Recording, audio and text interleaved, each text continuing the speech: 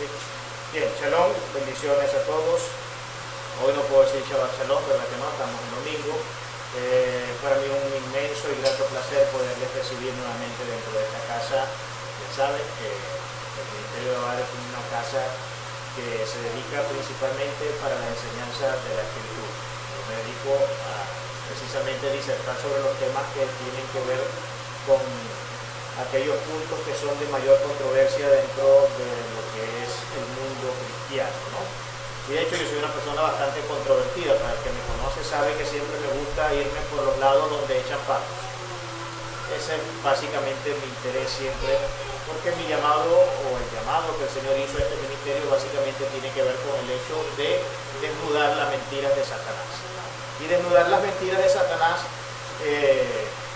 presenta un trabajo muy arduo, un trabajo que en ocasiones casi uno quisiera tirar la toalla por lo complicado que se tiende a poner a veces la situación.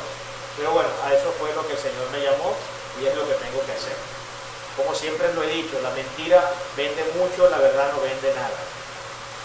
Si la verdad vendiera, hubieras tenido que hacer 5 pisos aquí en esta casa para que la gente estuviera, y porque no cabríamos seguramente.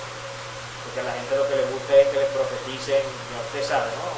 Este da el año de tu carro, este da el año de tu casa, el Señor te va a bendecir, el Señor tiene grandes cosas para ti, y no digo que el Señor no tenga grandes cosas para nosotros, claro que las tiene, pero tampoco en el sentido como lo dibujan estas tendencias posmodernistas del cristianismo de hoy, que yo soy un enemigo acérrimo y soy especialmente agresivo cuando trato sobre esos temas. Hoy vamos a tratar con un tema que realmente no es controvertido en sí, pero es un tema más complejo por la amplitud. Es un tema complejo porque tiene muchas aristas, tiene muchas ramificaciones, hay que tocar muchos elementos que son importantísimos dentro de la doctrina cristiana. Y bueno, básicamente a eso es lo que nos vamos a dedicar hoy. Introduciéndonos ya entonces en el tema, sabemos que hoy vamos a estar estudiando amartología, ¿okay? La palabra amartología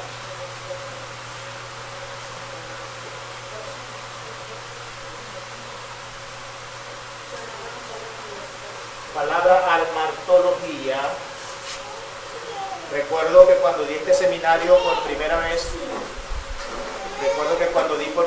este seminario, yo le preguntaba a los muchachos que qué significaba la palabra amartología. Y algunos incluso se atrevieron a decir que tenía que ver con el arte de amar, con el hecho de ser queridos, bueno, usted sabe. Porque la palabra aparentemente, cuando uno la mira así de repente y nunca ha tenido ni mínima idea de lo que significa, lo primero que se le viene a uno a la mente son detalles como ese, ¿no? Pero ciertamente la palabra no tiene nada que ver con eso. Iniciando ya, y esto como la introducción, la palabra amartología es una palabra compuesta como todas las palabras que se utilizan para denominar todo lo que tiene que ver con el sistema doctrinal de la teología. Amartología pertenece a la rama de la sistematización teológica, o de la amartología tiene que ver, es una palabra compuesta como siempre, que viene de la fuente griega, porque todo para nosotros viene del griego, y si no es del griego es en su defecto el latín, que es la lengua materna antigua, pudiéramos decir la paleolengua del Imperio Romano, que ya hoy no se utiliza, es una lengua prácticamente muerta, solamente se utiliza en términos de rituales, en las misas, cuando los curas dirigen las misas, utilizan el latín, pero ya eso es una lengua muerta, que simplemente se utiliza para ceremonias y procesos litúrgicos dentro de la Iglesia Católica. Pero amartología, ¿qué es lo que realmente tiene que ver? ¿Con qué tiene que ver? La primera palabra que compone esta frase es la palabra amartía. Amartía significa errar el blanco. Imagínese, usted tiene un arco y una flecha y va a apuntar a su blanco en específico, pero resulta que la flecha no toca el blanco. Eso significa la palabra amartía, que es de donde derivamos el concepto pecado. Y logía viene de logos, esta parte viene de logos en el Nuevo Testamento, pero dabar en el Antiguo Testamento, que son las mismas palabras, dabar y logos. ¿Qué significa logos? Logos tiene que ver con verbo, tiene que ver con palabra y tiene que ver con otro elemento que es importantísimo, y por eso es que yo siempre he hecho mucho énfasis en este detalle cada vez que escribo un artículo, doy una conferencia, etcétera, etcétera. Tiene que ver también con el hecho de la racionalidad del ser humano. Es decir, Dios todo lo que hizo lo hizo racionalmente. ¿Ok? Con la racionalidad. Entonces, amartía por un lado, errar en blanco, y logos por el otro, que tiene que ver con la palabra, con el verbo, con la racionalidad. Entonces, concluimos que amartología es el estudio del pecado o la doctrina del pecado. Puede ser cualquiera de los dos, me gusta más utilizar estudio.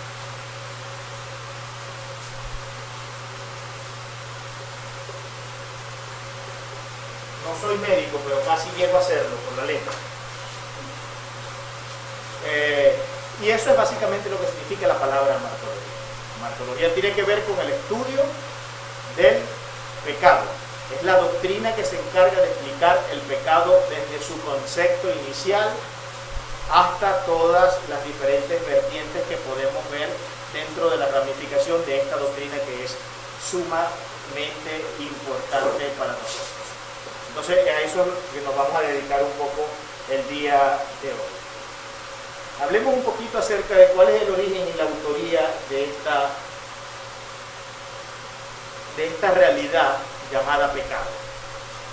Porque más adelante veremos que es una realidad, que no es una ilusión, que no es el efecto alucinógeno de una serie de drogas o de opio que me metí por las venas o lo que sea, que me llevó a la concepción de que existe tal cosa como un pecado. Ya veremos más adelante en qué refiere eso. Dice aquí, Juan 1.3. Primera de Juan 1.3 dice, hablando del origen y de la autoría del pecado: el que practica el pecado es el diablo, porque el diablo peca desde el principio. Para esto apareció el Hijo de Dios, para deshacer las obras del diablo. ¿Quién dice que peca desde el principio? Satanás. Satanás desde el principio está pecando. En Isaías 14 dice, como caíste del cielo, oh lucero, hijo de la mañana, cortado fuiste por tierra, tú que debilitabas a las naciones. Cortado fuiste a tierra, tú que debilitabas a las naciones. Versículo 13 dice, tú que decías en tu corazón, subiré al cielo, en lo alto, junto a las estrellas de Dios, levantaré mi trono, y en el monte del testimonio me sentaré a los lados del norte, y sobre las alturas de las nubes subiré y seré semejante al Altísimo. El muchacho no tenía los humos muy altos. Nada más y nada menos que quería revocar a Dios de su puesto de ser Dios. Imagínese usted la semejante hazaña que este hombre quiso hacer. Bueno, este demonio, este ser inicuo, este ser perverso que llamamos Satanás. Aquí quiero explicar algo que sí es notorio, el error que se encuentra normalmente cuando se enseña acerca del pecado original. La concepción que yo diría que en un 70-80% se tiene de lo que es el origen del pecado original, o lo que es el pecado original, mejor dicho, es de que fue Adán quien pecó. Es de que fue Eva quien pecó. Pero eso es falso de toda falsedad. ¿Es falso en qué sentido? No es que Adán y Eva no pecaron. Adán y Eva pecaron, y por eso todas las consecuencias que vemos en nuestra tierra. Pero el pecado original no fue de ellos. ¿Quién pecó primero? Satanás. El pecado original no se halla en el hombre, se halla en Satanás. Y después de Satanás, la cuarta parte de los ángeles que se arrastró con él. ¿Cuántos millones de ángeles serían? No tenemos idea. Sobre ese tema no podemos especular porque no tenemos la más mínima luz en la escritura sobre eso. Pero primero pecó Satanás, y luego que Satanás peca, que se rebela contra el Señor, que se rebela contra la voluntad del Todopoderoso. Luego de eso, ¿qué es lo que sucede? Que logra convencer la tercera parte de los ángeles para que se sumen a la labor de rebelión que Satanás había propiciado. ¿Cuántos ángeles son? No sé, pero seguro que son millones de millones. O sea que el pecado de Adán y Eva sería el pecado, quién sabe en qué cifra matemática, a lo mejor con cantidades de ceros que ni siquiera podríamos escribir en un cuaderno. Porque resulta que todas estas cosas existen. Acuérdense de los teléfonos, por favor. todo esto existe. Y el pecado original entonces lo hallamos en ¿quién? En Satanás. Él es quien peca originalmente. Pero no solamente eso, sino que la autoría del pecado la tiene él. En pocas palabras, la patente del pecado la tiene Satanás. Él es quien tiene la patente del pecado. De manera que el pecado se origina en quién y por qué. ¿En quién y por qué se origina el pecado? Se origina en Satanás. ¿Y por qué se origina? Por la ambición. ¿Por qué se origina? Por querer ser más. ¿Por qué se origina? Por querer ser Dios. ¿Por qué se origina? Porque no se conformó con el estatus que Dios le había dado como querubín altísimo. Porque fíjense que la palabra lo nombra así en Isaías, querubín altísimo. Imagínese usted, querubín altísimo. O sea que no estamos hablando de cualquier ser, ¿no? No estamos hablando de cualquier persona, estamos hablando de un ser que por supuesto ostenta una serie de características y una serie de prerrogativas que incluso son tan grandes que todavía tiene el acceso al trono celestial. Satanás sale y entra del trono de Dios como perro por su casa. Acuérdense que su labor es que acusarnos, señalarnos.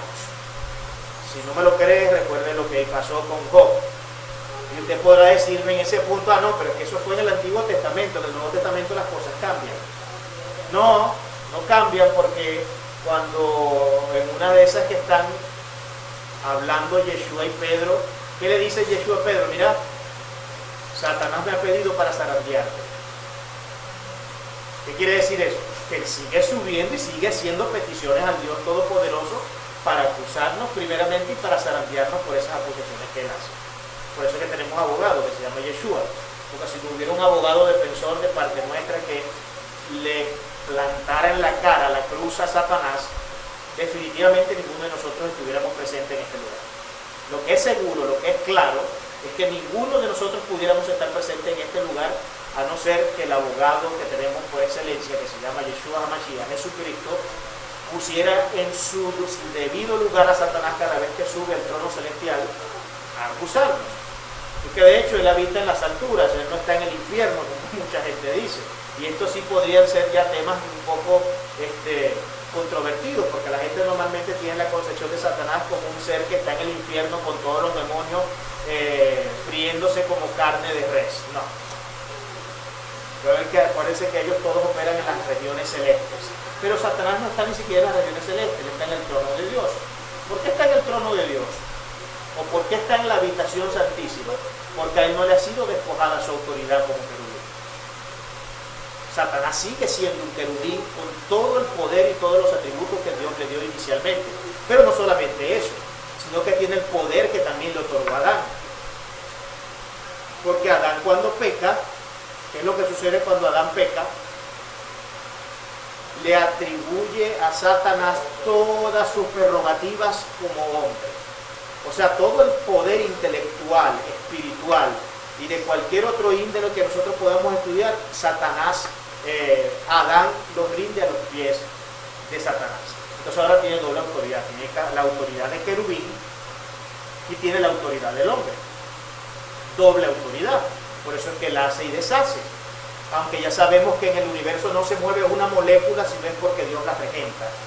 Y Dios es experto en utilizar a Satanás para hacer a veces ciertas cosas. Y eso lo vimos bastante claro en el seminario pasado.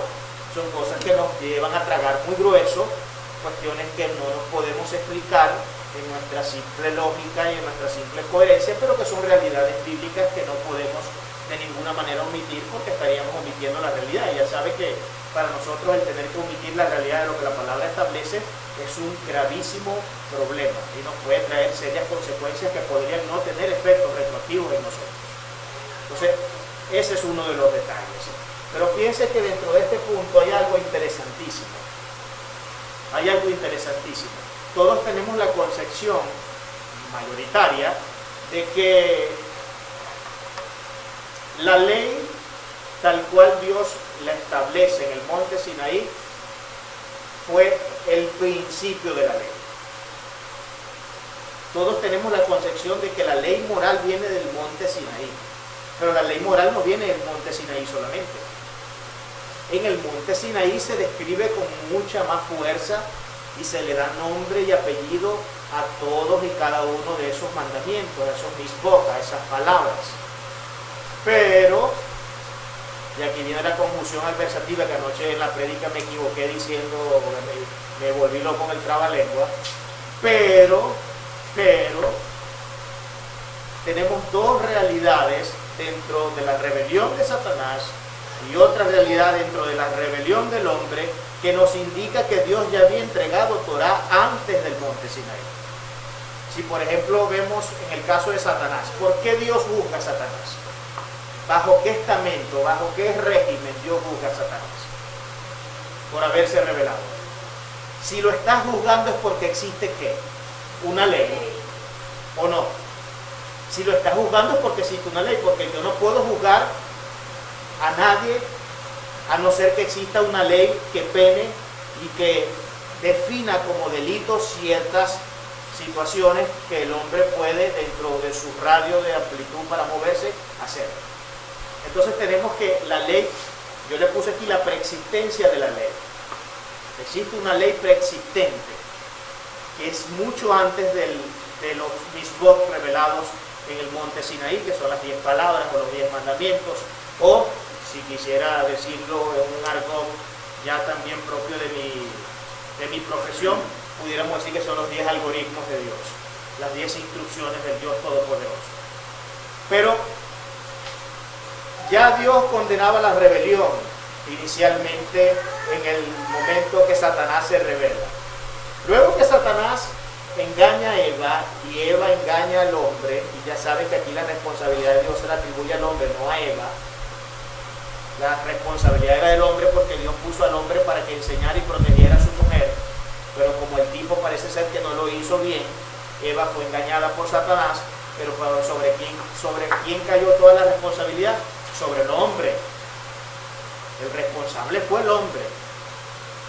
Y de hecho, tanto así fue que entre las maldiciones que Dios pronuncia, tanto para la mujer como para el hombre, la del hombre fue peor. La del hombre fue peor. No crean ustedes que fue el mismo tipo de condenación para la mujer como para el hombre. No fueron dos tipos de condenaciones distintas. Fue la misma, no fueron condenaciones iguales, sino que fueron condenaciones totalmente distintas. Pero si nos vamos entonces acá al Edén, si entramos en el Edén vamos a encontrar que también hay Torah. ¿Por qué hay Torah? ¿Por qué hay instrucción? ¿Por qué hay un algoritmo? Y no solamente uno, nosotros podemos inferir, cuando estudiamos profundamente el tema de lo que fue Adán y Eva dentro del Edén, nosotros podemos inferir lógicamente que ya estaban en vigencia una serie de leyes. Por ejemplo, de todos los árboles puedes comer menos de estos dos. Primera restricción, ¿verdad que sí? Primera restricción. Lo que le estaba diciendo Dios en pocas palabras al hombre es: tú tienes libertad, te entregué libertad. Ya sabemos que la prerrogativa más grande que el ser humano ostenta es la de poder tomar decisiones libremente. Pero ya saben que todas las decisiones que nosotros tomamos están totalmente relativizadas. Todas y cada una de las decisiones que tomamos están relativizadas. ¿Dónde vemos la relatividad de nuestra presunta libertad absoluta que muchos todavía predican hoy? En el hecho de que hay dos árboles de los cuales no se pueden comer. Cuando hay dos árboles de quienes Dios dice: de estos dos no puedes comer, el árbol de la ciencia y del conocimiento y el otro el árbol de la vida, Dios está poniendo restricciones. Pero hay otra restricción más, que también se ve por inferencia lógica. ¿Por qué Dios le recrimina a Caín haber matado a Abel? ¿Por qué Dios le recrimina a Caín haber matado a Abel? Porque ya estaba la concepción de que matar era malo y de que el hombre no debía hacer eso. Dios lo puede hacer porque Él es Dios, porque Él es autónomo, pero Él no le entregó al hombre la prerrogativa o el derecho de quitarle la vida a nadie, a no ser que sea Dios mismo quien mande a esa persona a que mate a ciertas personas, como vemos en todo el trayecto de la Tanakh. En todo el trayecto de la Tanakh vemos como Israel era un ejército que iba terminando y diezmando pueblos, pero eso lo hacían ellos era porque Dios mismo se los había dicho. En ese caso, cuando es Dios quien demanda, no se cuenta como asesinato, en el sentido de lo que moralmente se expresa dentro de la Torá, sino que es distinto, porque acuérdense que todo esto tuvo como fin último el poder preservar la simiente mesiánica. Dios se tragó a toda la gente que se tragó en el desierto, Dios mató a todos los que mató en el desierto. ¿Por qué? Porque Él no podía permitir que la tierra, que fluye leche y miel, a donde debían ir ellos, entrara impureza. ¿Por qué? Porque el Mesías debía nacer de ese vientre. El Mesías debía venir de allí. Y si Dios deja que Israel se paganice y se mezcle con cuanta gente mejor le pareciera, lo que iba a suceder era que se iba a impedir que la profecía que ya se había dado desde el mismo Génesis se cumpliera. Cuando le dice que la mujer le herirá en la cabeza, pero él le herirá a la mujer en el calcañar, lo dice la palabra de Dios. Entonces fíjense dos leyes que hay por inferencia. Uno, no comer de este y de aquel árbol. Y dos, no asesinar. Ya hay dos algoritmos en el mismo momento del Génesis.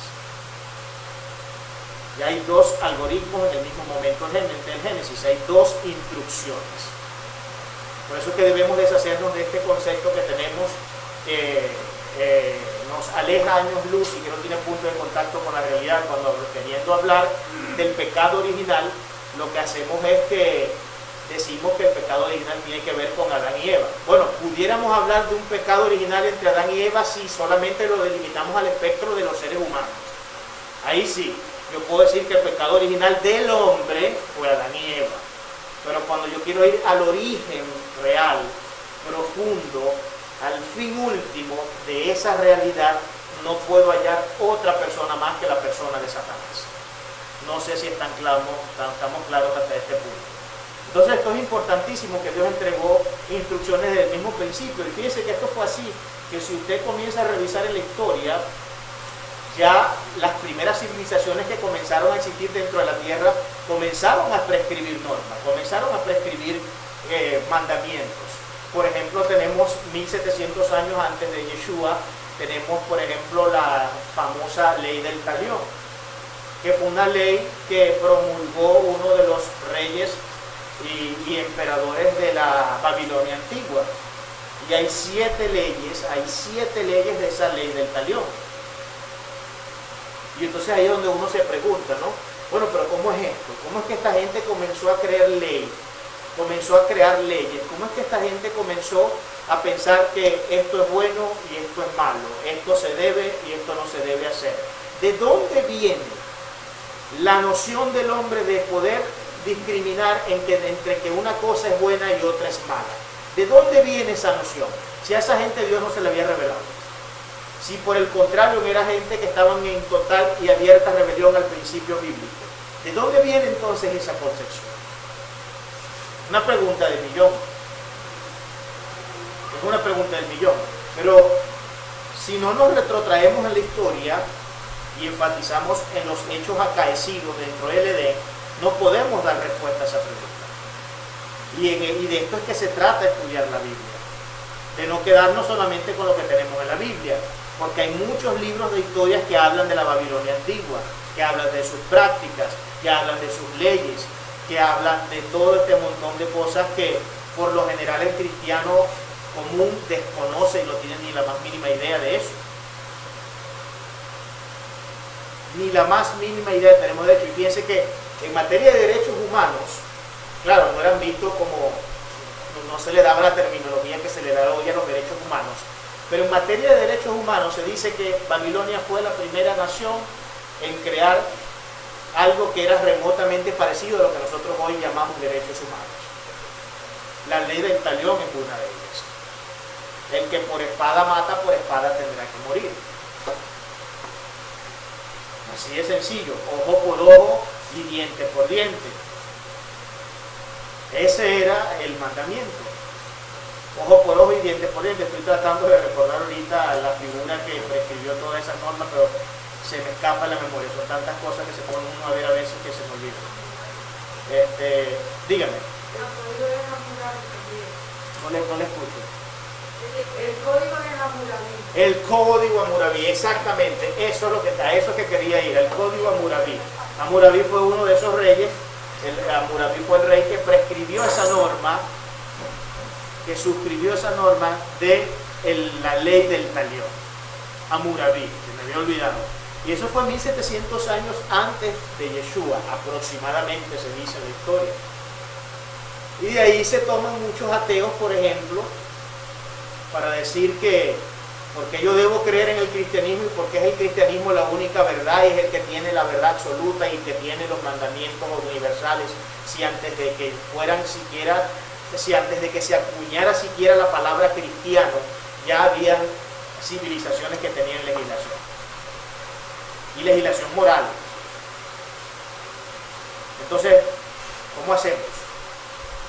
Bueno, pero es que el cristianismo, si lo vemos con miopía, ciertamente nos va a presentar un problema nociológico y un problema cognitivo. ¿Por qué?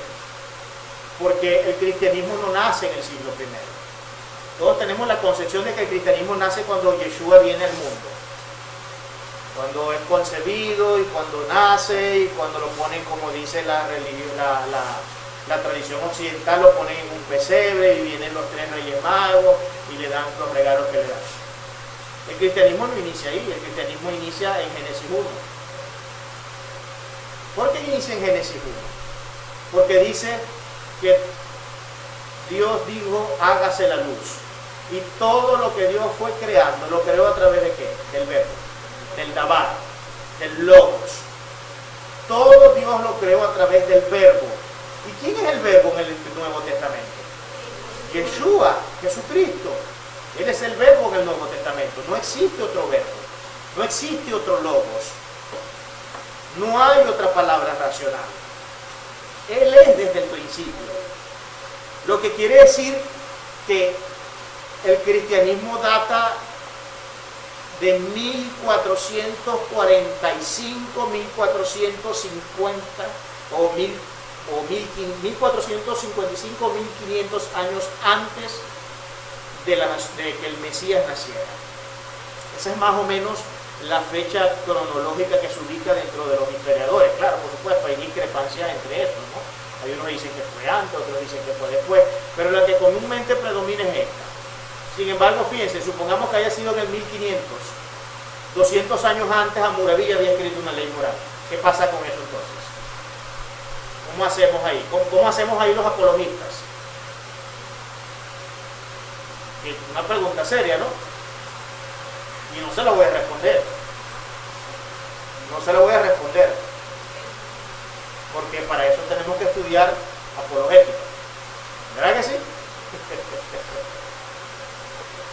Entonces, hay una preexistencia de la ley. Hay una preexistencia de la ley. Desde el mismo momento de la autoría y el origen del pecado en Satanás, que es de donde nace el mal, porque el mal no viene de Dios. El mal nace ¿qué? En la prerrogativa que Dios le dio al hombre y a todos los seres que creó, no solamente al hombre, a todos los seres que creó, ¿para qué? Para que pudieran tomar sus propias decisiones. ¿Amén? Vamos a la siguiente lámina entonces.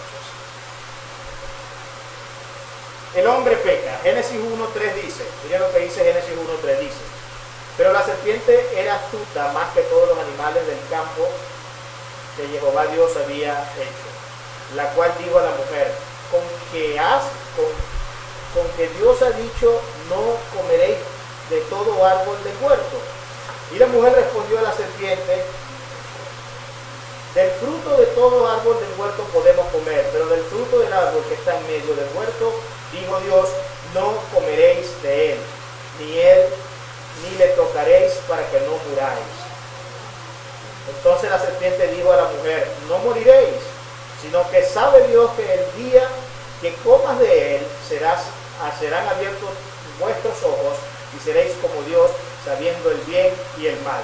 Y vio la mujer que el árbol era bueno para comer y que era agradable a los ojos y el árbol codiciable para alcanzar sabiduría.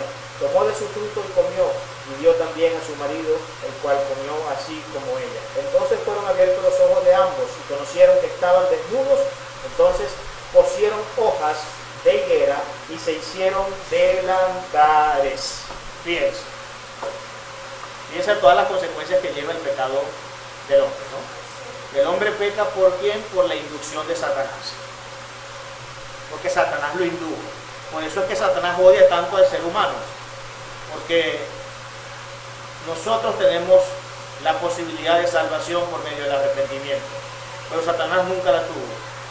¿Por qué Satanás nunca tuvo la posibilidad? Porque a él nadie lo indujo a pecar. El pecado nació de su corazón. ¿Quién le dijo a él? ¿Quién le calentó la oreja a Satanás para que hiciera lo que hizo? Nadie. Él mismo creó toda la sedición que creó, él mismo creó todo el complot que creó, y no hubo ningún agente externo a él que le pudiera decir, mira, haz esto o haz aquello. Por el contrario, al único que ellos escuchaban era Dios decir todas las gloriosas palabras que me imagino que Dios debe decir allá en el infinito donde se encuentra. No podría yo saber exactamente qué es lo que le dice, ninguno de nosotros, por supuesto. Pero ¿cuál fue el pecado del hombre? El pecado del hombre fue la ambición de saber, la ambición del conocimiento. Ese es el verdadero pecado del hombre. Todos nosotros ambicionamos de una o de otra forma, algunos en una menor medida, algunos otros en una mayor medida, conocer, saber. Siempre queremos saber algo, siempre queremos conocer algo. Y como lo que el Señor les dijo a ellos fue que no podían comer de ese árbol porque sus ojos se abrirían y luego vendrían a ser como ellos. Fíjense que Dios siempre habla en plural, ¿no? Después vendrían a ser como nosotros, hablando siempre en plural, lo que les hablé en el seminario pasado, el plural majestático, ¿se acuerdan? Que les dije que la pluralidad de Dios viene de ese término Elohims. Elohims es la pluralidad de Dios y siempre habla en plural cuando se refiere a sus hijos. O cuando se refiere a cualquier punto de la palabra, habla en buena parte de ella habla en plural. Pero el pecado del hombre, ¿cuál fue? La ambición de saber. ¿Por qué la ambición de saber? ¿Por qué nosotros queremos saber? Y fíjense que estamos en el siglo del saber. El siglo XXI ha sido denominado el siglo de la información, el siglo del saber, el siglo del conocimiento, el siglo de la ciencia, el siglo del avance tecnológico. O sea, lo que se ha hecho en el siglo XXI, en los apenas 20 años, 21 años que llevamos del siglo XXI, se ha hecho más que en los 20 siglos anteriores.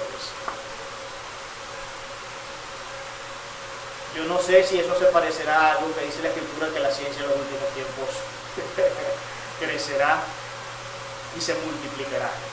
Una profecía, hermano, el que quiera decir que tal cosa es mentira, bueno, tendría que agarrar la Biblia, tirarla en el horno donde echaron a Sadrach, Mesach y Abednego y incendiarla. Porque qué profecía más impresionantemente específica. Y la estamos viviendo desde hace rato. Es una profecía ya cumplida. El conocimiento del hombre se ha extendido de una manera, pero lamentablemente para el mal uso. Lamentablemente el conocimiento que hoy tenemos lo hemos utilizado más para hacer lo malo que para hacer lo bueno. Algunos dicen, no, el problema del hombre es un problema de el medio ambiente en el que él está ubicado. Si cambiamos su medio ambiente, quitamos el problema del hombre. Algunos dicen que es así. Yo no sé si ustedes leyeron un artículo que yo envié donde dice la parábola del zorrillo, que lo meten en una jaula nueva y le ponen nuevos alimentos y lo perfuman y todo eso. Eso es lo que más o menos prescribe el humanismo hoy día. Eso es lo que hoy el humanismo dice. El humanismo, como siempre hemos sabido, que nace en la época renacentista europea, en la Edad Media, ya entrando casi ya a finales de la Edad Media, ya para entrar en la Edad Moderna. El humanismo centra al hombre como prácticamente un dios y lo pone en el mero justo medio del universo y todo gira en torno a él como se creía, porque el hombre en su arrogancia siempre creyó que las cosas eran así. Antes antiguamente se creía que no era la Tierra la que giraba alrededor del Sol, sino que era el Sol el que giraba alrededor de la Tierra. Y eso, desde el punto de vista filosófico, se llama arrogancia. Porque nos creemos el centro del universo. Nos creemos, ya usted sabe. Y la visión que la palabra nos da del hombre no es una visión romántica. El romanticismo aquí no entra. La visión que Dios da del hombre no es una visión que está circunscrita a una serie de elementos que pueden, qué sé yo, categorizarlo como un ser profundamente celestial, bueno, hermoso, esplendoroso. No, es todo lo contrario. Dice el Señor que buscó y buscó y buscó y buscó y no halló ni uno solo que fuera justo. Ni uno solo que fuera justo. Porque no encontró justicia dentro del mundo en el que vivimos. Imagínese usted, no encontró justicia en el mundo en que vivimos, sino que lo que vio por doquier fue maldad, maldad y más maldad. Eso es lo que vemos. Eso es lo que vemos en la tierra en la cual vivimos, y es lamentable. Por eso es que dice que ancho es el camino que lleva a la perdición, pero muy angosta la senda que lleva a la salvación. Muy, pero muy angosta, porque son muchos los llamados, pero son pocos los escogidos. Y eso es lamentable, pero es la realidad bíblica. Entonces, lo que le decía, Dios, la Biblia no nos presenta una visión romántica del hombre. La Biblia dice que el hombre es un ser caído y un ser degradado a un punto que apenas podemos operar en el 5% de nuestra capacidad cerebral, en el mayor de los casos el 12%. Hay unas especulaciones teológicas, y yo soy uno de los que especulo en esa área y suscribo esa idea. El hombre definitivamente en su degradación por razón del pecado no solamente tuvo que ver con el ámbito espiritual, sino que tuvo que ver con el ámbito intelectual. ¿Cómo yo lo sé? ¿Por qué el hombre tiene un cerebro que apenas lo usa el 5% de su capacidad? ¿Por qué? Porque el hombre fue degradado intelectualmente también. Fíjense que Adán, antes de ser degradado intelectualmente, ¿qué hizo? Le dio nombre a todas las especies animales que existen en el universo, en el mundo. ¿Usted se imagina el nivel de capacidad intelectual que ese hombre tenía? O sea, era un hombre que estaba en la plena facultad intelectual que Dios le entregó al hombre cuando lo crea. Pero en el momento que peca, todo eso se va a pique. Y tan a pique se fue que se vieron desnudos, se escondieron y no sabían ni siquiera qué hacer. Yo me imagino cómo se pudo haber sentido defraudado y de decepcionado Adán al ver que ya no podía simplemente con la mirada calcular la cantidad de hojas que tiene ese árbol que tiene allá, que lo podía hacer cuando tenía su capacidad cerebral del 100%. Me imagino que Adán veía un árbol y ya sabía cuántas hojas tenía ese árbol. Era casi una deidad, hermano, casi una divinidad, porque tenía atributos divinos. O sea, acuérdense que Dios nos crea a su imagen y semejanza, que es, por cierto, uno de los hechos dignificadores de la humanidad, de la raza humana. No hay nada que dignifique más a la raza humana que el hecho de saber que Dios nos hizo en su tipo, a su imagen y a su semejanza. Por eso es que el cristianismo le lleva una morena a cualquier profesión de fe que exista en el mundo. Le lleva una morena gigantesca. Amén. Yo no sé si me están escuchando en el tono que estoy hablando. ¿Quién dijo no? ¿Quién? Yo. ¿No me estás escuchando? ¿Estás más cerca? Yo escucho, pero yo Pero eso. creo que como todos estamos con tapabocas, yo creo que es mejor para que ustedes, Que yo me lo quite. Ok, vamos a porque hacerlo. así es como más, Porque no distinguimos bien las palabras. Ok. Se oye la voz, Ok. Perfecto. Vamos entonces aquí. Perfecto. Vamos a ver ahora el castigo del hombre. ¿Me escuchan bien? Ok, vamos a ver el castigo del hombre. Dice en Génesis 3, a la mujer le dijo, multiplicaré en gran manera los dolores en tu preñez, con dolor darás a luz los hijos, y tu deseo será para tu marido, y él se enseñoreará de ti. Al hombre dijo, por cuanto obedeciste a la voz de tu mujer, y comiste del árbol que te mandé que no comieras, diciendo, no comerás de él, maldita será la tierra por tu causa, con dolor comerás de ella todos los días de tu vida, espinos y cardojos te producirá, y comerás plantas del campo.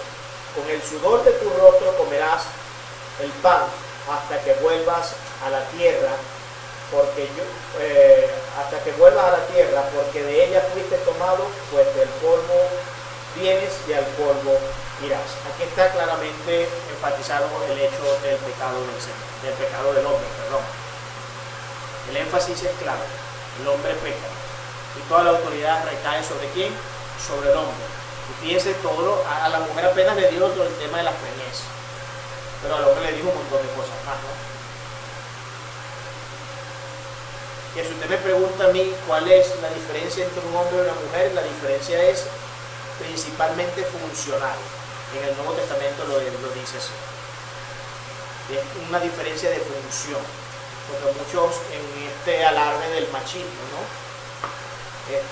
Quieren magnificar la figura del hombre y decir que el hombre es lo máximo y que el hombre es el que ha hecho esto. Sí, bueno, el hombre ha hecho cosas muy buenas como la Primera Guerra Mundial, la Segunda Guerra Mundial, todas las guerras del Golfo, la guerra del Golfo de México, los 7 días de Yom Kippur, bastante bueno.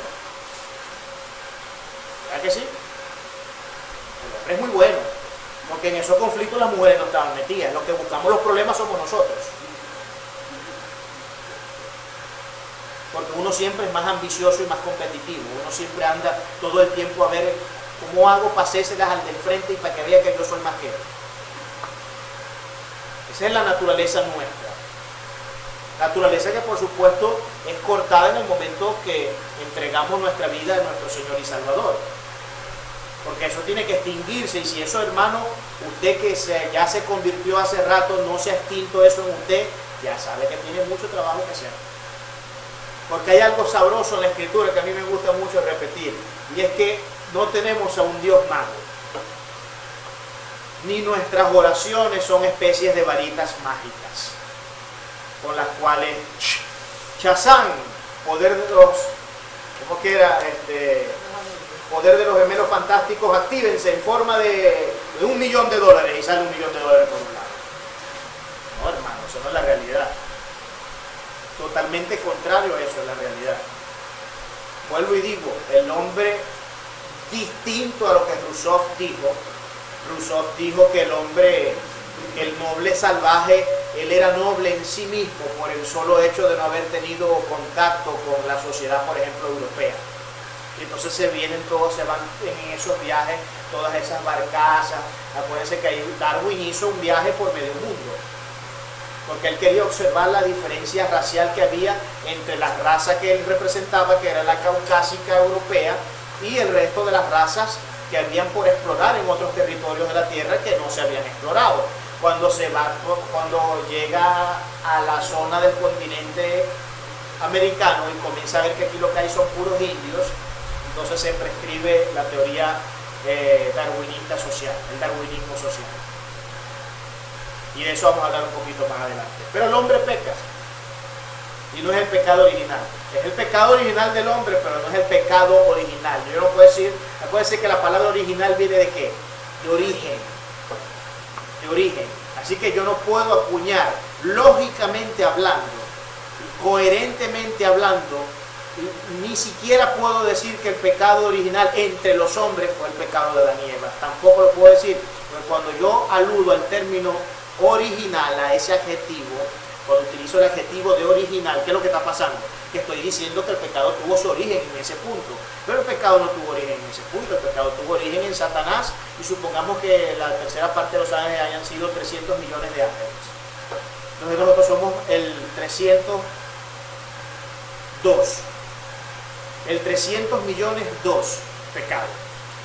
Porque primero fue Satanás.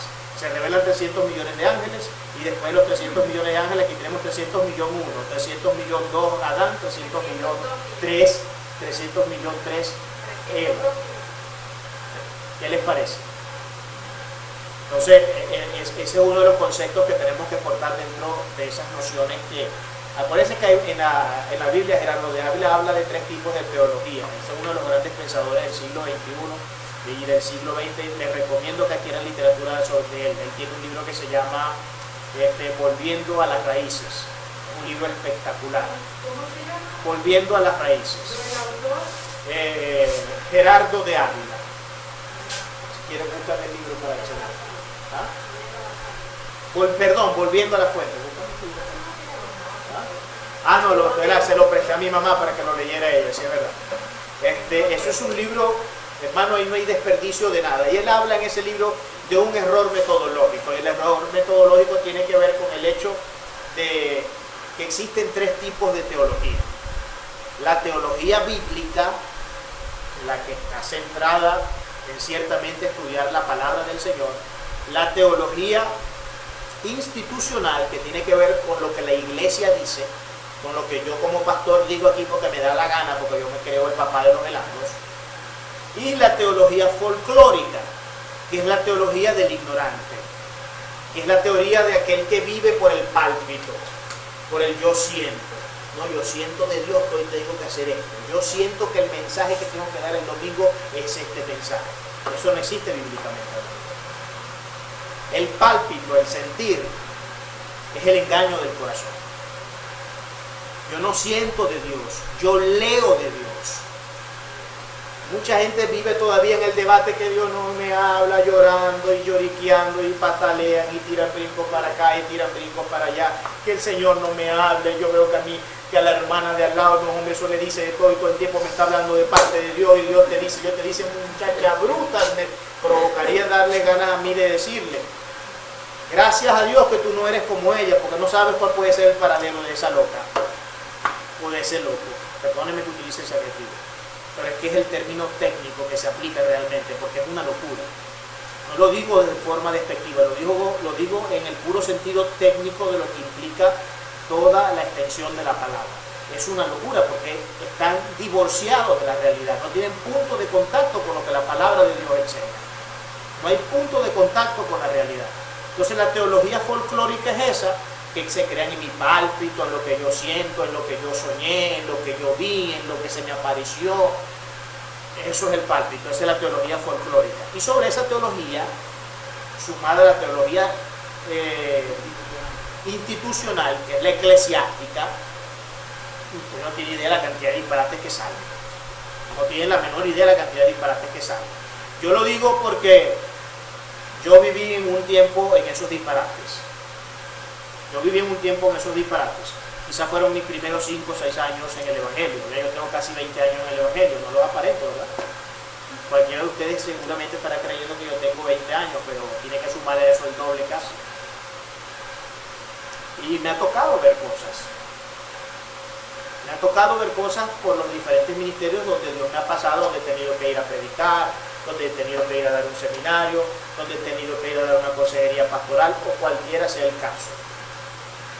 El mayor problema que encontramos dentro de las congregaciones es que se basan más en teologías folclóricas e institucionales que en la teología bíblica. Y de allí es de donde nace el problema en la gente de crearse enemigos de la teología. Entonces, no, yo no tengo que estudiar teología. ¿Por qué tengo yo que estudiar teología para servirle al Señor? ¿Por qué? ¿Quién ha dicho que para yo ser pastor yo tengo que estudiar teología? Si eso por el contrario, recuerdo, no se me olvida nunca eso. Ustedes saben que yo estoy atravesando un proceso de mi salud bastante fuerte desde hace más de un año. Y a mí me mantiene de pie el Señor, por supuesto, primeramente, pero también un instrumento que Él ha utilizado para eso, los psicotrópicos y los ansiolíticos. Porque estoy todo el tiempo dopado. Y eso es lo que, bueno, ese ha sido el medio con el que Dios me ha venido tratando en el proceso para que me pueda mantener más o menos de pie. Y recuerdo que una vez oró por mí un pastor, un señor que ama al Señor y no lo pongo en duda, no puedo hablar mal de él. Pero en todo el discurso, antes de él orar por mí, por sanidad, para que me sanara, comenzó como que si alguien se lo hubiera preguntado, porque yo no había nadie que se lo preguntó, solamente estaba yo y estaba mi cuñado, y mi cuñado no dijo nada. Comenzó con la campaña que la teología, que eso es del diablo, que eso es lo que hace es desviar a la gente, que eso no debería ni siquiera existir. Y yo lo escuchaba, pero yo me sentía tan mal que yo no sabía si reír, si llorar, yo creo que eso casi me levanta de la enfermedad, de la adrenalina que estaba fluyendo en mí. Casi me levantó. Si me hubiera levantado de la enfermedad en ese momento, yo no se le hubiera atribuido la oración de ese hombre, se lo puedo asegurar. Se lo puedo asegurar. Entonces tenemos esta visión antiintelectualista y la profesora Judy debe tener claridad meridiana sobre ese tema, que es una mujer bastante educada también y con muchos años de experiencia en la docencia y ejerciendo su profesión. Tenemos esta visión antiintelectualista porque enseguida identificamos el intelecto con las grandes élites de poder, y como el mensaje que la Iglesia Católica infiltró en el cristianismo es la de que ser pobre es bueno, y ahí es donde nace el argumentum ad Lazarum. El argumento ad Lazarum es el que dice que tú, por ser pobre, ya por el hecho de ser pobre eres bueno. ¿Qué les parece? Una absoluta falacia, es una falacia lógica, pero existe el argumentum ad Lazarum. Lazarum, hablando del Lázaro de la Biblia. Pero no, recuerdo un debate de Renio Tolina con Acción Democrática, unas cosas que leí por ahí no hace mucho, donde debatía él con otros partidos de acá y decía, y estaban con el tema de los motorizados en Caracas, que no respetaban nada, que se subían por las aceras, le pasaban por encima a los transeúntes, que no respetaban nada, que cuando le pasaban por el lado de un carro levantaban la pierna y le rompían el parabrisas, ¿cómo se llama? El retrovisor a maldad. Entonces algunos estaban entonces Renio Tolina decía, eso no puede ser así. Y quienes lo estaban adversando en el momento le dicen, pero o sea que tú estás en contra de los pobres, porque los motorizados son personas pobres, humildes. Y dice, no, yo no estoy en contra de los pobres nada, pero el ser pobre no te da derecho a ti de infringir la ley. Lo partió en no sé cuántos trillones de pedazos. Y un hombre con ese verbo es peligroso, por eso no duró mucho. Lo mandaron a asesinar. Porque un hombre con un verbo de ese tipo, que está centrado en lo que tiene que hacer, plantea un gigantesco peligro para las élites de poder que quieren hacer todo menos lo bueno. Y eso es algo de lo que nosotros tenemos que estar claros. Esto es una realidad aquí, como en China, como en Júpiter, como en Marte. Si es acaso existen los marcianos, ¿no? Yo no sé quiénes acá creen en los marcianos. ¿Qué pasa con el pecado del hombre? Cuando el hombre peca, ¿qué es lo que ocurre? Bueno, ya dijimos dos cosas, se degrada en su nivel espiritual y se degrada en su nivel intelectual. Pero además de eso, ¿qué ocurre? Se rompe su relación paterno-filial con Dios Todopoderoso. O sea, ya él bajó de estatus. Ya no era hijo, sino que se convierte en un siervo, en un esclavo. Y todo en todo el transcurrir del Antiguo Testamento, de lo que llamamos la Tanakh, el hombre funge como esclavo, como siervo de Dios. El mayor de los títulos que podía lograr adquirir era el de amigo, como fue el caso de Moisés, como fue el caso de algunos profetas. Era el mayor título que podía lograr obtener. Amigo, pero normalmente eran esclavos y eran siervos. Entonces el hombre se degrada en una cantidad de situaciones, se degrada intelectualmente, se degrada espiritualmente, pierde su relación paterno-filial, pierde su identidad, porque al perder la relación paterno-filial pierde su identidad, ya no sabe quién es. Ya no sabe quién es, y por eso los filósofos siguen preguntándose al día de hoy, a la luz todavía del siglo XXI, con tantos filósofos que han escrito en la historia, hombres de una estatura intelectual que solamente mencionarlos paran los pelos. Todavía hoy se pregunta en la filosofía de dónde venimos, quiénes somos y a dónde vamos. Y Friedrich Nietzsche, que fue un hombre que vivió toda su vida como un agnóstico, como un ateo, fue el que acuñó la frase Dios está muerto. Por eso salen esta trilogía de películas cristianas que dicen Dios no está muerto, que es una respuesta al argumento de Friedrich Nietzsche. Era un tipo totalmente divorciado de la realidad de Dios. Y para que más no duela, hijo de pastores. Porque sus padres eran pastores y miren el camino que decidió llevar su hijo. Y dice que ya en los últimos días de su vida estaba neurótico, loco, se comía su propio excremento y todo. ¿Por consecuencia de qué será eso?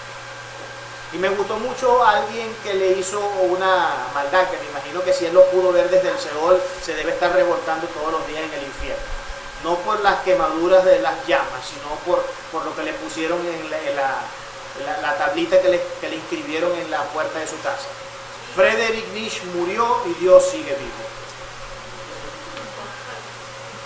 ¿Qué les puedo decir?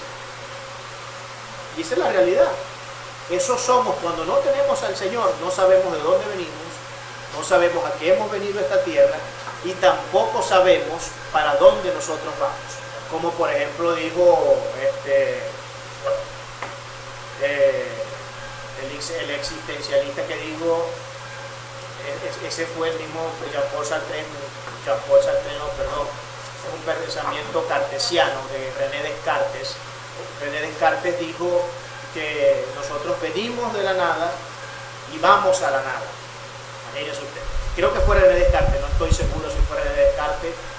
No, de todas maneras ustedes revisen, no tengo la seguridad ahorita. Pero lo cierto es que uno de estos grandes filósofos, lo que mucha gente sigue, filósofos que por supuesto plantearon los paradigmas de sus tiempos históricos, los paradigmas intelectuales y académicos de sus tiempos históricos, suscribieron esas ideas y fueron ideas que comenzaron poco a poco a entrar en la razón, en la mente y en el corazón de la gente. El siglo que se ha denominado el siglo más ateo de la historia se llama el siglo XIX, que fue el siglo donde mayor ateísmo hubo. Hoy día ya hablar de ateísmo y hablar de agnosticismo no se está completamente claro qué es lo que se quiere decir realmente, porque no se terminan de poner de acuerdo. Pero no creo usted que el problema de las variantes que existen del cristianismo como las denominaciones es un problema solamente del cristianismo. Está equivocado usted si cree que es así, porque entre los ateos y los agnósticos tenemos exactamente el mismo problema. Exactamente el mismo problema lo tenemos. Entonces hay una degradación del hombre y en esa degradación el hombre comienza en un intento de poderle dar sentido a su vida a filosofar, que es lo que comienzan a hacer los griegos. Los griegos comienzan a filosofar y a escribir libros y Aristóteles y Platón. Comienzan las riñas entre Aristóteles y Platón porque Platón era el maestro de Aristóteles, pero Aristóteles no compartía por completo las ideas de Platón y surge un método por un lado y surge el otro método por el otro lado. Uno cree que es a través de los universales que se llega a los particulares, el otro dice que es a través de los particulares que se llega a los universales. Son dos posiciones totalmente antagónicas una con la otra. Y ese es el hombre cuando se degrada. Yo le estoy poniendo todos estos ejemplos porque quiero llevarlos al punto de entender a qué nos ha llevado el hecho de haber pecado. ¿A qué nos ha llevado el hecho de haber pecado? Usted sabe qué significa la palabra religión. La palabra religión significa buscarle o darle sentido a la vida, definir qué es la vida, saber qué es la vida. Eso significa el término religión. Y el hombre busca a Dios, bien sea por la metafísica filosófica o bien sea por la religión per se. Por una de las dos lados lo busca. Claro, ya la filosofía se aleja mucho más de Dios y comienza ya a entrar en términos metafísicos que van más allá de lo que la palabra de Dios enseña, y entonces se habla de un montón de cuestiones que no tienen ni pies ni cabeza y no hay forma de hallar una resolución para ellas. Por eso que ningún filósofo hasta ahorita ha podido contestar esas tres preguntas: ¿quién soy? ¿De dónde vengo? ¿Y a dónde voy? Ningún filósofo. Bertrand Russell se murió, un neurótico también, tratando de responder eso, y dijo en sus notas finales antes de morir, dijo: he venido a este mundo sin saber de dónde vine, ni para qué vine, ni para dónde voy. Qué trágica vida. Qué forma de vivir tan trágica la vida. Y es lamentable. La imputación del pecado en el hombre. Dice aquí, las notas que coloqué: el pecado de Adán y Eva, así como los efectos del mismo sobre el alma, son transferidos de generación en generación. Ahora cada hombre es contaminado por el pecado y su naturaleza se vuelve impura y llena de iniquidad y de maldad. La imputación del pecado del hombre. La palabra imputación en el derecho significa atribuir responsabilidad de un delito a alguien. Eso es lo que significa la palabra imputación. Entonces, fíjense cómo se llama el punto. La imputación del pecado en el hombre. Al hombre se le imputa el pecado. el Señor le imputó el pecado a Adán y le dijo: mi hijo, de aquí te voy a volar del Edén. Lo sacó del Edén y le dijo: entonces ahora vas a labrar la tierra con dolor, con sufrimiento, no te va a dar encima de que vas a tener que trabajar 100 veces más de lo que debiste haber trabajado, lo vas a hacer con sufrimiento, y para colmo, como si eso no fuera suficiente, no te va a dar el fruto correspondiente. Dígame usted qué maldición más grande que esa. Para mí las dos maldiciones más grandes que puede vivir un ser humano son la pobreza y la enfermedad. Yo creo que no hay nada peor que eso. Entonces, fíjense, al hombre se le imputa el pecado, se le hace responsable de lo que hizo. O sea, tú transgrediste, hiciste lo que no debiste haber hecho porque yo te di estos mandatos y no los cumpliste. Además del mandato de no comer de esos árboles, el Señor también le dice al hombre: fructifícate. Ese es otro algoritmo que encontramos, otra instrucción que encontramos de parte de Dios. Y en esa fructificación, en ese mandamiento de fructificarte, donde Dios instituye, valga la redundancia, la institución más importante que existe, que es la familia. La familia es la institución más importante y es la última trinchera que todos nosotros tenemos para resguardarnos del mundo perverso en el que vivimos. Es la última trinchera que tenemos. Porque ya no contamos con prácticamente nada allá afuera, porque la perversión que hay, hermano, está a niveles absolutamente astronómicos. Vamos a la siguiente lámina y aquí vamos a tener que razonar un poquito. Miren lo que dice la pregunta, y como siempre yo queriéndome meter en los temas conflictivos, ¿no? Porque me gusta que nos abramos al diálogo, pero ya saben, los diálogos y las preguntas al final de la exposición para que yo pueda fluir rápidamente con esto. ¿Por qué todos los hombres son imputados por razón de uno? Es justo eso. O sea, si yo agarro aquí y asesino, no sé, a cualquier persona, no de los que están aquí, a alguien que va pasando por el frente, que no es cristiano. Yo vengo y agarro y como lo vi, me cayó mal, agarré un hacha, una cosa y lo descuarticé. Imagínense que venga Dios y le diga a usted que usted es tan culpable como yo de haber descuartizado a ese hombre. Y que no solamente voy a ir preso yo, sino que usted también va a ir preso porque yo descuarticé a ese hombre. ¿Creería usted que eso es un acto de justicia? Es una pregunta un millón, ¿verdad? Pero fíjense, la naturaleza espiritual del hombre procede de Adán y de Eva. Por consiguiente, cada individuo nacido es un recipiente contaminado. Cada individuo nacido es un recipiente contaminado. Al ser esto una realidad acaecida para cada hombre, Dios en su justicia, debe imputar a cada uno. ¿Por qué? Porque el pecado no solamente fue de Adán y de Eva. El pecado siguió proliferando en Caín. Y fíjense que el que queda vivo de los dos no fue el que era precisamente el bueno. Miren los detalles, ¿no? El que quedó vivo de los dos no fue precisamente el bueno, sino que fue Caín, el malo, el que había asesinado a su hermano de sangre. Ahora, Caín se fue a remotos lugares y estuvo caminando errante por la tierra no sé por cuántos años. Eso pudo haber sido varios siglos, porque para ese tiempo todavía los seres humanos duraban siglos. Quizás a él le tomó llegar a ciertas localidades siglos y encontró allí asentamientos humanos. Asentamientos humanos, ¿por qué? Porque Adán y Eva se siguieron proliferando y sus hijos se iban a diferentes lugares y eso era la gente que ellos encontraban cuando iban a algunos lugares. Porque la palabra allí no da un término, no pone un término temporal específico. No hay temporalidad. Cuando se describe el hecho de Caín yéndose a otras aldeas o a otros lugares, no hay una definición temporal. Como no hay una definición temporal, tenemos la libertad hermenéutica de poder decir que pudieron haber sido siglos lo que transcurrieron cuando Caín llegó al primer poblado donde encontró a él. Que esa es la especulación mayoritaria a la que nosotros los teólogos normalmente acudimos para poder explicar el hecho de Caín cuando se consigue con otras civilizaciones.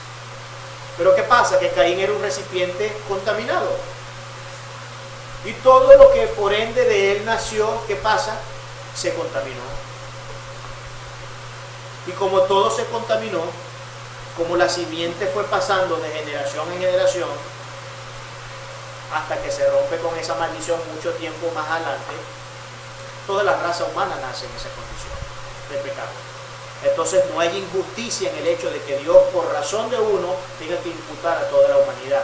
Además lo ratifica cuando dice: busqué por todos lados a ver si conseguí un justo, pero no conseguí ni a uno solo. Ese es un versículo aforítmico. Esa podría ser la perícopa fundamental de todo esto, la corona, la coronilla del rey, para la explicación hermenéutica. No consiguió ni a uno solo que fuera justo. No había justicia en el mundo. No había justicia en el mundo.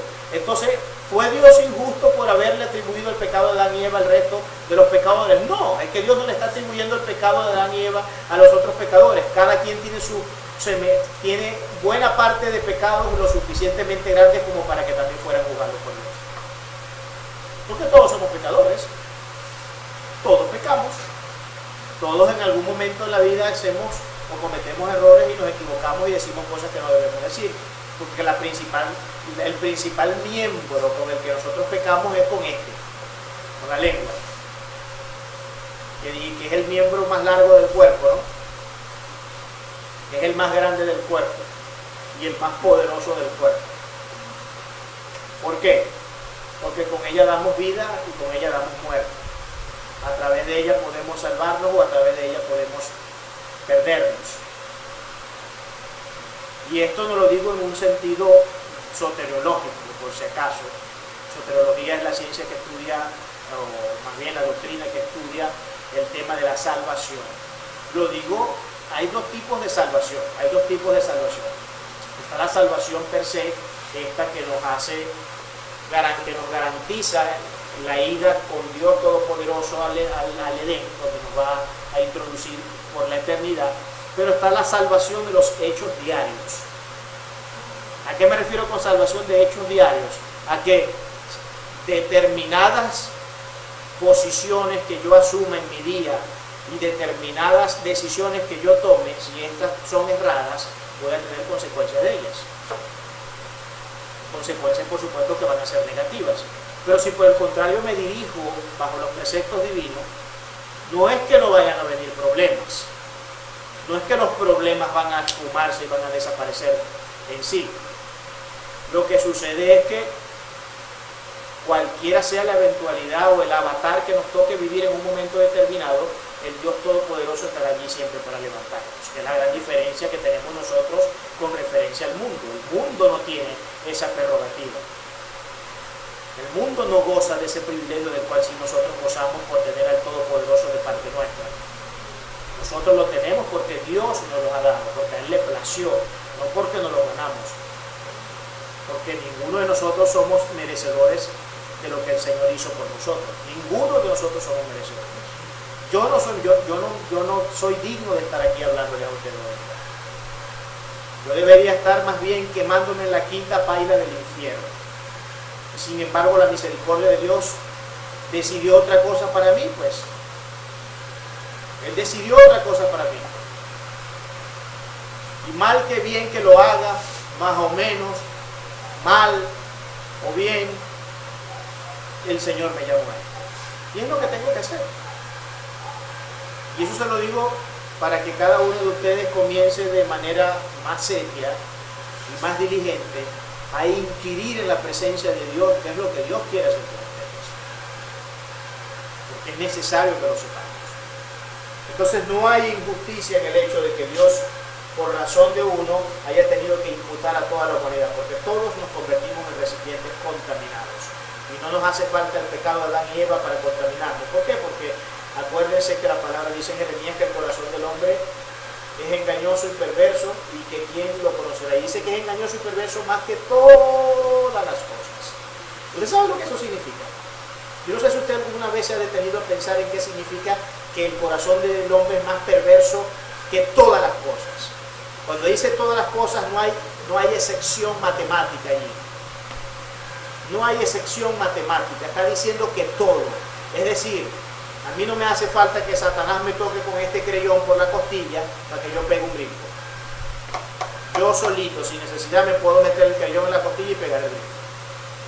Porque el corazón mío está lo suficientemente capacitado para hacer el mal como para yo mismo buscarme mis propios problemas. Y esa es la naturaleza del hombre que no tiene a Dios. Esa es la naturaleza del hombre que no tiene a Dios. Cuando tenemos a Dios las cosas cambian. Pero las cosas cambian en la medida que nosotros vamos procurando ceñirnos a lo que el mandamiento nos exige.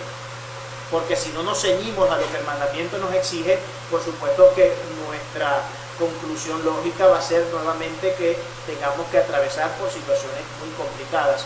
Que indiferentemente sea que obedezcamos o no obedezcamos, tenemos que vivir momentos difíciles.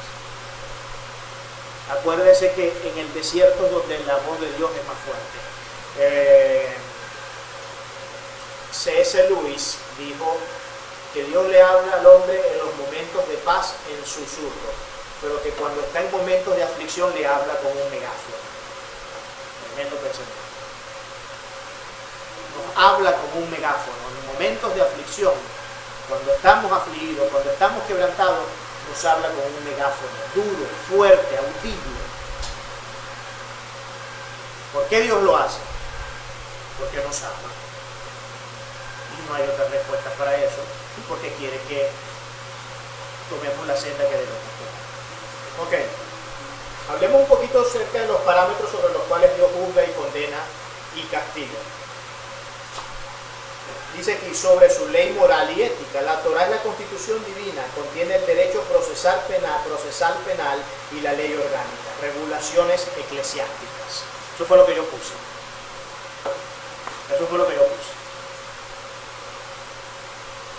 Usted sabe que este concepto, no se lo voy a decir porque se viene en la próxima lámina y no me voy a adelantar al hecho. Pero Dios nos juzga a través de un código penal. Dios nos juzga a través de un código penal orgánico penal, pero también nos juzga a través de una ley orgánica.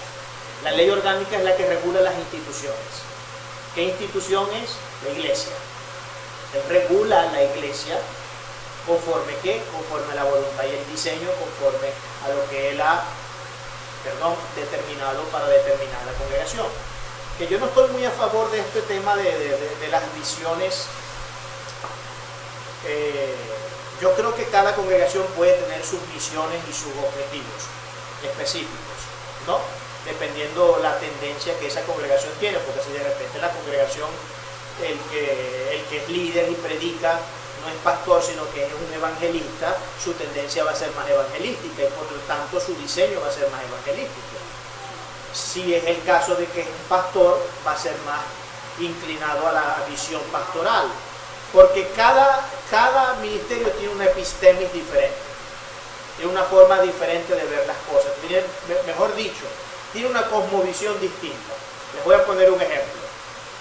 La cosmovisión de un pastor es que él a todas las personas que ve las observa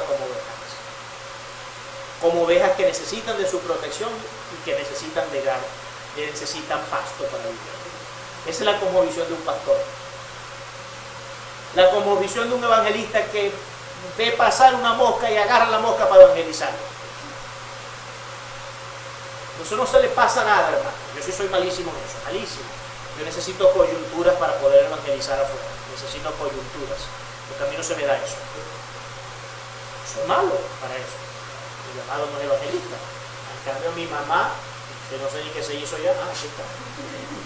En cambio mi madre es de las que quiere evangelizar hasta las hormigas. De hecho, yo le he hecho mucha broma a ella porque le digo, ella tiene un loro que tiene muchos años con ella, y yo le digo, el loro este no es cristiano, ¿viste? Y no creáis que se va a ir para el cielo cuando se muera. Le digo eso porque ese lorito es macabro. Entonces me ve a mí y se tira de la jaula como un perro corriendo buscándome a picar. Sí, así es. Yo le digo, ¿viste la iniquidad que hay en el corazón de ese loro? Ese no va para el reino, compadre. Y entonces mi mamá se pone casi que a llorar. ¿Cómo que no? Claro que sí se va con el Señor. Si él es cristiano. Entonces fíjense la cosmovisión de un evangelista. Pero si se va a la cosmovisión de un maestro, el maestro ve a todo el mundo como ignorantes que necesitan aprender de él. Esa es la cosmovisión de un maestro, que a todo el mundo lo observa como un alumno que necesita de su atención para aprender cosas. Entonces a todo el mundo está viendo como que ustedes no saben nada, vengan para acá para enseñarles, para que aprendan lo que tienen que aprender. Y cada quien tiene su cosmovisión. Todos los ministerios tienen su cosmovisión. Y es legítimo, en cierta medida. Legítimo siempre y cuando no pasemos las rayas de que nos volvamos egocéntricos, ¿no? Porque eso sí, con eso el Señor nos agarra como un cuarto bate por la cabeza bien duro para que aprendamos. Porque eso no es una opción para nosotros. El egocentrismo no es una opción para nosotros. Así que debemos tener mucho cuidado con eso. Entonces Dios juzga a través de su ley. Dios juzga a través de su ley. Él tiene un código procesal penal que es por donde Él nos juzga. El tribunal, acuérdense que hay dos tribunales dentro del Apocalipsis, dentro de la materia escatológica, hay dos tribunales, está el bimá de Cristo y está el juicio del trono blanco.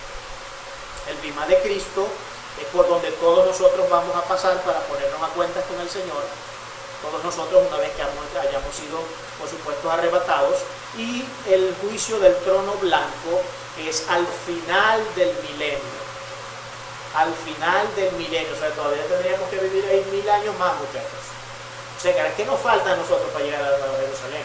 Yo no sé cuánto tiempo nos queda en esta tierra tal cual como la conocemos ahorita.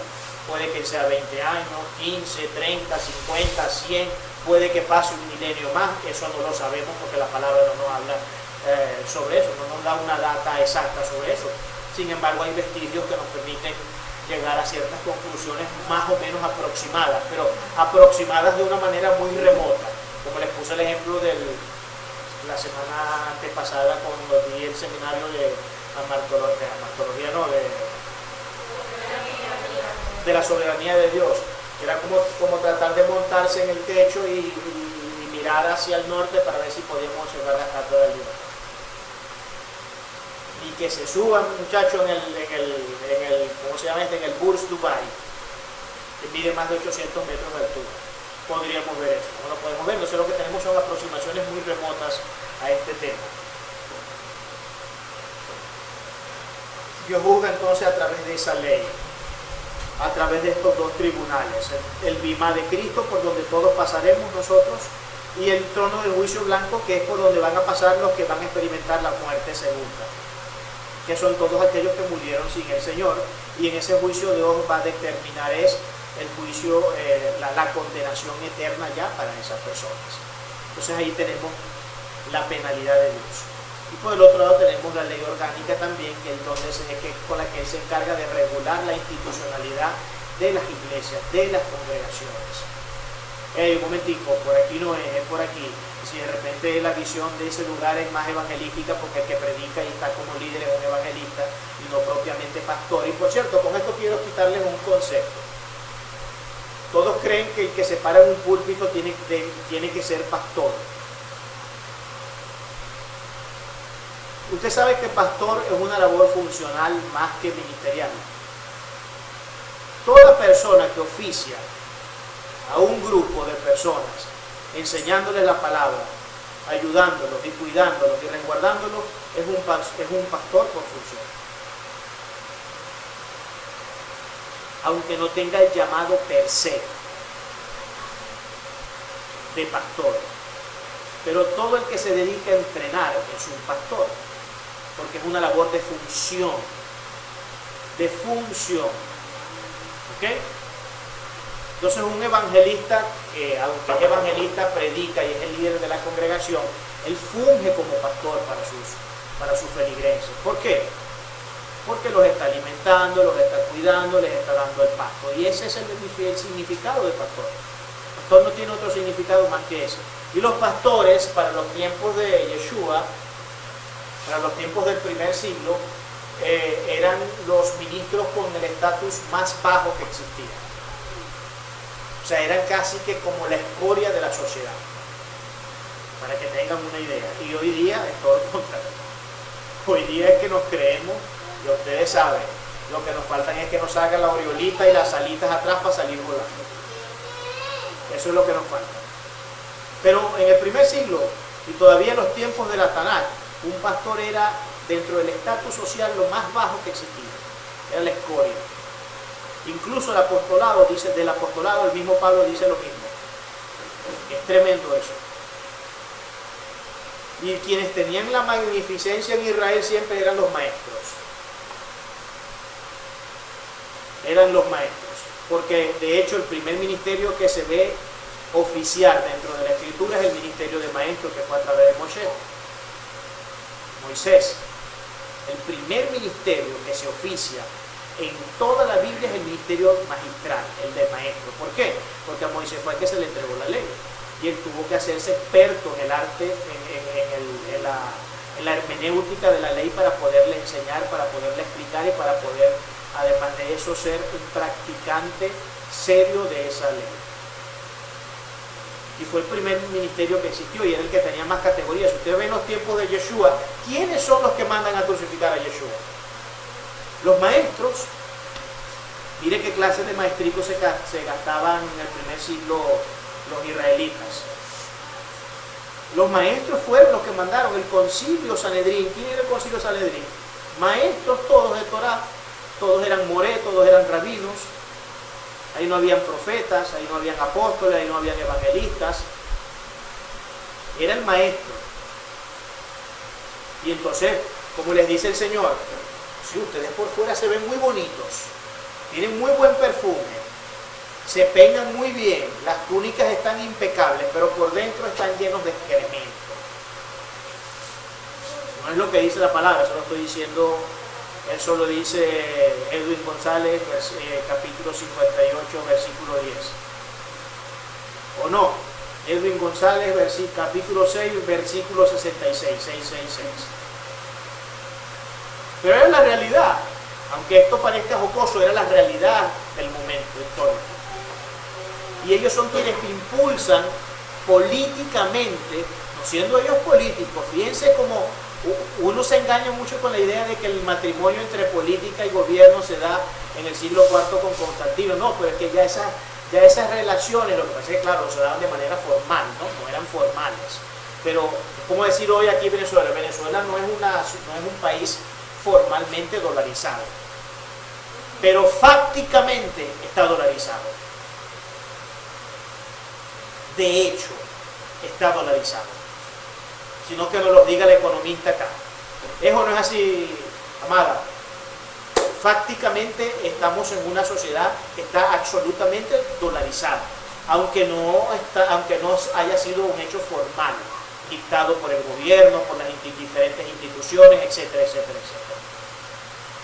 Pero es la realidad que tenemos. Entonces Dios sí castiga. Y con esto, para terminar en esta lámina, y creo que ya con la primera... ¿Cómo? Bueno, con esto ya para terminar, me faltan 4 minutos para terminar esta primera sesión. Sabe que por allí afuera, y tenga mucho cuidado con esto, por eso que les recomiendo que el seminario se lo lleven todos y lo escuchen, pero no tanto el seminario, cuiden la palabra, porque yo digo muchos disparates, pero la palabra no dice disparates. Escuchen. Está proliferando muy fuertemente una tendencia doctrinal que dice que Dios no castiga. Hay que tener mucho, pero mucho cuidado con eso. Porque el yo decir Dios no castiga, ¿sabe cuál es la consecuencia lógica de eso? Que tenemos licencia para pecar. Licencia para pecar. O sea, olvídese usted del liberalismo clásico, moderno y del neoliberalismo. Olvídese de todos esos sistemas liberales. Quedaron en absolutos pañales en referencia a lo que estos pastores de hoy día están diciendo cuando dicen que Dios no castiga, que eso del Dios que es como fuego consumidor no existe en la palabra. Y yo tuve un debate no hace mucho con una muchacha que me decía eso, que Dios no castigaba. Y yo le dije, pero dame tus razones porque tú crees que Dios no castiga, porque a mí tienen que darme razones. Y se los adelanto una vez, cuando entremos en el tiempo de coloquio, Yo les estoy hablando a través de la Biblia, ustedes tienen que hablarme a través de la Biblia en cada pregunta que hagan. No van a decir el pensador tal dijo tal cosa, o tal persona tal dijo tal cosa. No, yo estoy hablando de Biblia. Y si yo lo único que estoy utilizando es Biblia para enseñarlo, ustedes tienen que usar Biblia para preguntarme. Yo no estoy usando ni sueños, ni revelaciones especiales, ni la voz audible de Dios, ni que anoche bajo el arcángel Gabriel, nada de eso vale. ¿Ok? Nada de eso. Entonces me dice esta muchacha, no me daba ningún tipo de argumentación. Ningún tipo de argumentación. ¿Sabe cuál fue la única argumentación que me dio? Que fue la pregunta que hice esta semana. No sé si fue esta o la pasada, no recuerdo. En la actividad que tuvimos. Que eso era lo que ella sentía y que era lo que ella experimentaba. Que su experiencia diaria era de que Dios era un Dios de amor, que de ninguna manera Dios podía castigar. ¿Y cuándo acá Dios o la Biblia nos ha dado derecho a nosotros de a través de nuestras experiencias personales hacer dogmas o doctrinas?